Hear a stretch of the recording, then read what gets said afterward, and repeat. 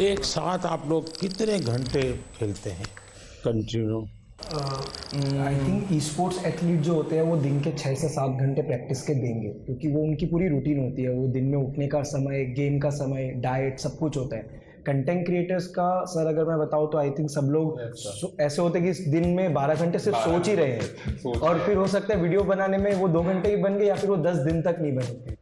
हमारे देश में क्रिएटिव की दृष्टि से गेम की दुनिया में कंट्रीब्यूशन कितना होगा? पिछले 2 साल में जो कंटेंट बन रहा है इंडिया में यूट्यूब पे, वो बहुत नेक्स्ट लेवल बन रहा है। लाइक सब ऑफकोर्स लोगों के पास फोन्स आ गए हैं, सबके पास अभी इंटरनेट एक्सेस आ गया है, तो हम लोग ऐसा नया नया कंटेंट देख रहे हैं इंडिया में जो आई थिंक वर्ल्ड में किसी ने बनाया नहीं है। मैं शौक हो जाता हूँ कि इंडिया में इतना सस्ता है, इतना मतलब अच्छा है। इवन फॉर एग्जाम्पल अगर गेमिंग बाजू में रखी तो एग्जाम्पल यूपीआई भी इट्स ऑल्सो सिस्टम जो बाहर इतना अच्छा नहीं, मतलब कोई सिस्टम नहीं है जो इंडिया में। It's a blessing. गेमिंग की दुनिया में आज करोड़ों बच्चे हैं, उनको ये मालूम है कि हमारे यहाँ इंटरनेट इतना सस्ता है, उसी के कारण उनके लिए अपॉर्चुनिटी बनी है। पता है? बिल्कुल सर, मैं तो खुद ही मानता हूँ सर कि पूछोगे ना वो सबसे पहले बोलेगा फ्री इंटरनेट। यहाँ पे जो भी बैठा है हम सब, हमारी शुरुआत ही ऐसी हुई है सर। जिस तरह से free internet, cheapest internet I think India के टॉप 5 चीपेस्ट कंट्रीज में आते हैं। तो सर आज के दिन भारत में 15,000 गेम डेवलपर्स कहे जाते हैं एंड 1400-1500 से ज़्यादा गेम स्टूडियोज भी है। सर वैसे तो भारत में अगर आप देखो जो गेमिंग है 5 से 6 साल पहले ही बूम होनी शुरू हुई।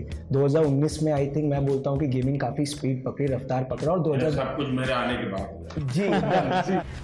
एक ऐसी घटना बताइए किसी के साथ आपको गेमिंग के दरमियान कुछ और आपने कहा और एक स्पार्क कर गया, ऐसा कोई याद आता है? मेरे तो लाइव चैट में आया था, एक लड़का बोला था कि मेरा ब्रेकअप हो गया, तो मैंने बोला था कोई बात नहीं, तेरा भाई तेरे साथ है। देखिए, मान लीजिए कि मैं एक बिल्कुल स्टूडेंट हूँ और मुझे कुछ मालूम नहीं है ये गेमिंग की दुनिया क्या है।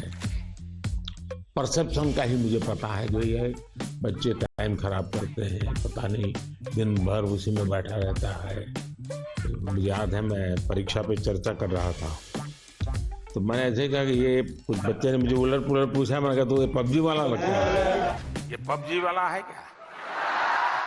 वो तो मोमेंट था सर, जब आपने ये पबजी वाला है बोला था तो मैं उस समय पबजी में रिप्रेजेंट कर रहा था इंडिया को, और मेरे रिलेटिव्स तब मेरे को ऐसे मम्मी को कॉल करके बोल रहे थे कि ये नमन को बोला था क्या कि तब मैं इतने उस रिप्रेजेंट कर रहा था तो वो सबको पता था, तो कहीं आपने मुझे तो नहीं बोला, ये डाउट आ गया सबको। ये एक ऐसा क्षेत्र है जो अननोन है। ऐसी स्थिति में क्या आप लोगों को क्या अनुभव आता है जब बच्चों से बात करते हो, उनके परिवार से बात करते हो? कोई तो माँ बाप की ये था कि तुम बंद करो, मेरे बच्चे को बिगाड़ रहे हो। ये तो सर अगर पेरेंट्स मिलते हैं हमें, पेरेंट्स यही बोलते हैं कि हमारे बच्चों को बोलो कि पढ़ाई करे, सिर्फ आपके वीडियोस देखते रहते हैं। तो मैं अच्छा, फिर वो काम भी आप ही को कहते हैं? बहुत बार न्यूज में देखा है कि पेरेंट्स का क्रेडिट कार्ड यूज करके बच्चों ने गेम्स में इन गेम पैसे होते हैं वो लिए, एंड वो चीज बहुत बड़ी न्यूज हो जाती है। उससे क्या होता है कि फिर हमें भी अफेक्ट हो जाता है उससे। राइट नाउ मेरा एक ही गोल है कि अगर किसी बच्चे को भी ई स्पोर्ट्स एथलीट बनना है या बहुत स्किल लेवल पे, टॉप लेवल पे खेलना है, उनको मैं कैसे गाइड करूं, उनका पेरेंट्स को मैं कैसे गाइड करूं, बिकॉज ये अवेयरनेस बहुत कम लोग के पास है। घर में ऐसा लगता है कि जैसे स्पोर्ट्स एक एक्टिविटी जरूरी है या डांसिंग सीखना माँ बाप चाहते हैं कि बच्चे को आना चाहिए, क्योंकि वो भी एक व्यक्तित्व के विकास का एक हिस्सा है। लेकिन ऐसी चीजों को प्रतिष्ठा मिलने में सदियों की एक पुरुषार्थ रहा है। अगर देखी जाए हमारा देश स्पोर्ट्स में हमेशा बहुत आगे रहा। आज के दिन भारत का one of the most popular sport cricket है, पर अगर 1983 वाली वर्ल्ड कप नहीं जीती तो मे बी सब लोग उतना क्रिकेट में नहीं जाते, और अगर मे बी देश में एक सचिन तेंदुलकर जैसे बड़े नाम नहीं आते तो सब लोग वो बनना नहीं चाहते। सर गेमिंग 5-6 साल पहले ही शुरू हुआ और आज काफ़ी लोग हैं इंडस्ट्री में, कम्युनिटी में हमारे जैसे गेमर जिन्होंने भारत को रिप्रेजेंट करके नाम कमाया है। तो सर आई थिंक आज कोई गेमिंग के लिए अगर ये पूछे कि ये क्यों करना है तो मैं उनको यही जवाब देता हूँ कि इसको आप साइड हसल रखिए। जो लोग सोचते हैं अनऑर्थोडॉक्स है, बेकार चीज़ है, टाइम वेस्ट कर रहे हैं लोग अपना, उसको करके आप प्राइम मिनिस्टर, अभी हम लोग प्राइम मिनिस्टर सर के रेजिडेंस में, तो वहाँ तक जाके उनसे बैठ के एक राउंड टेबल में बैठ के उनसे बातें कर सकते हो, तो वो बहुत अनरियल था। और फॉर श्योर लोग अब गेमिंग को एक अलग नज़रिए से देखेंगे कि हाँ ये भी कुछ है और इसमें भी कुछ करा जा सकता है। एज अ गेमर मैं कहूँगा कि ये मेन इम्पोर्टेंट चीज़ जो पीएम सर ने मेंशन की कि डाउन द लाइन ग्रो करना है एक इंडस्ट्री को, तो उसमें एक पेरेंट्स का इन्वॉल्वमेंट बहुत ज़रूरी है। उनका वही पेरेंटल एडवाइस, पेरेंट्स की सपोर्ट करना, वो एक बहुत इम्पोर्टेंट फैक्टर है। आपकी दृष्टि से मुझे बताने जैसी कोई चीज आपको लगती है, यार आपको कुछ मन में प्रश्न है, तो आप क्या कोई रेगुलेटरी बॉडी हो सकती है? रेगुलेट शब्द ठीक नहीं होगा, वरना सरकार का स्वभाव होता है हर चीज में हाथ डालना। सरकार का मूल नेचर ये है। अब दो चीजें होती है कि या तो आप उनको दबाने की कोशिश करो, या तो कानूनी सारे बंधन लगा करके उनको अलग करो। दूसरा है कि आप चीज को समझो, समझ करके हमारे देश की रिक्वायरमेंट के अनुसार उसको मॉडिफाई करो, उसको कुछ कानून नियम व्यवस्था के अंदर ढांचा में लाओ, उसकी एक प्रतिष्ठा बढ़ाओ। अगर प्रतिष्ठा बढ़ जाती है तो फिर बुरा करने वालों को बहुत देर लगती है। मेरी तो कोशिश है कि देश की स्थिति इतनी आगे ले जाएं हम कि 2047 तक खास करके मध्यम वर्गीय परिवारों की जिंदगी से सरकार बिल्कुल बाहर निकल जाए।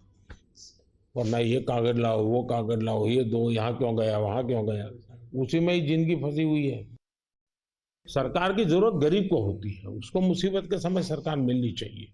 सर आई थिंक एक चीज़ जो डेफिनेटली करा जा सकता है ईज ऑफ बिजनेस के लिए, सर ई स्पोर्ट्स को आइडेंटिफाई किया जाए। ई स्पोर्ट्स को बहुत टेक्निकली जैसे स्पोर्ट्स आइडेंटिफाई हुआ है, एक अलग से आइडेंटिफाई हो जाए कि स्किल बेस्ड गेमिंग है, इसमें कोई पैसों का गेम में पैसे लगा के पैसे जीतने वाला खेल नहीं है। सर अगर वो आइडेंटिफाई हो जाती है और सबको पता चल जाता है ये across all government bodies and all bodies जिनके साथ हमें फाइनेंशियल ट्रांजेक्शन भी करना पड़ता है, वो बहुत महत्वपूर्ण होगा। रेगुलेटरी बॉडी, जैसा कि आपने कहा कि बंदिश वाली अभी इंडस्ट्री बनी नहीं है क्योंकि अभी बढ़ रही है, तो खुले में बढ़ने देंगे, पर साथ में अगर पुश मिलेगा तो कुछ साल बाद आई थिंक इंडस्ट्री रेडी रहेगी कि सरकार आके उसमें नहीं, इसको कोई बंदिश की जरूरत नहीं, खुले में ही जाना चाहिए, तभी जाकर के ये फले फूलेगा। अगर बंदिश आएगी तो नहीं होगा। क्या आपको ये फेस करना पड़ता है गेमिंग एंड गैम्बलिंग, इन दोनों की लड़ाई आपके सामने आती होगी, तब आप कैसे हैंडल करते हैं? मतलब वो ऐसा समझते हैं कि हम जो फास्ट टाइम मानते होंगे, वेस्ट टाइम मानते हाँ हाँ, जैसे हम मतलब गेम्स खेलते हैं वो काफ़ी अलग रहती है, बट वो ऐसे समझते हैं अच्छा ये तो हम जैसे लूडो खेलते हैं वैसी कोई गेम हो गई, बट वैसा नहीं है। वो हम कह सकते हैं कि चेस जैसी एक कॉम्प्लेक्स गेम्स हम मोस्टली खेलते हैं, जिसमें बहुत सी मेंटल स्किल्स भी चाहिए रहती है, फिजिकल स्किल्स भी चाहिए रहती है। सर आरएनजी और स्किल बेस्ड गेम को बहुत हाई एंगल की डिफरेंशिएट करें। सर आज भारत के एथलीट्स जाके ओलंपिक्स में प्रपोज है, एशियन गेम्स, कॉमनवेल्थ गेम्स में प्रपोज है। आप लोग एक काम कीजिए, ये जो क्या समस्या है आपकी, मुझे कभी मेल कर दीजिए मेरे ऑफिस में, एग्जैक्टली क्या प्रॉब्लम फेस करते हैं आप। इधर लाइक पेरेंट्स को जब उनके बच्चे लोग बोलते हैं कि गेमर बनना है, पेरेंट्स लोग को समझ में नहीं आता कि एक्चुअल गेमर क्या होता है, क्या करता है। गेमिंग मतलब गेमिंग, गैम्बलिंग भी समझ जाते हैं। तो उस रिगार्डिंग मोदी जी बहुत अच्छा एक्सप्लेनेशन किया कि गेमिंग अलग होता है, गैम्बलिंग भी अलग होता है, और हमने भी बहुत सारी चीज़ें एक्सप्लेन किया।